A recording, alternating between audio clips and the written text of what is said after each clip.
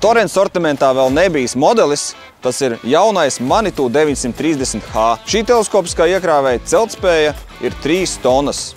Horizontālā sasniedzamība 6 metri. Augstākais pacelšanas punkts 9 metri. Šis būs lielisks palīgs gan saimniecībā, gan celtniecībā. Viņš ir ļoti manevrētspējīgs. Tā pagriešanās rādījus ir 3,35 metri. Viņam ir visu 4 riteņu piedziņa un visu 4 riteņu stūrēšana. Un stūrēšana ir 3 režīmos.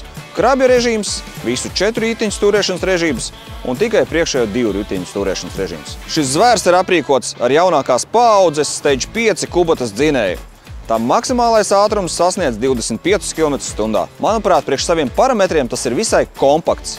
Tas spējas iespraukties jebkurā vārtrūmē, kuras izmēri nebūs platāki vai augstāki par 2 metriem. Standarta aprīkojumā mēs viņu piedāvājam ar peldošajām dakšām, kurām ir 3 tonu celtspēja, vai kausu 1,95 m platu ar 0,85 kubikmetru ietilpību. Operatori noteikti iepriecinās hidrauliskā ātrā sakabe.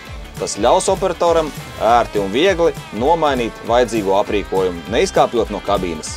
Un kā jau mūsdienīgai iekārtai, neiztiksim arī bez atpakaļskata kameras. Pārslēpties starp 1. un 2. ātrumu, ieslēgt gaitu vai reversu, jebkura darbība ar teleskopu. Viss no vienas sviras.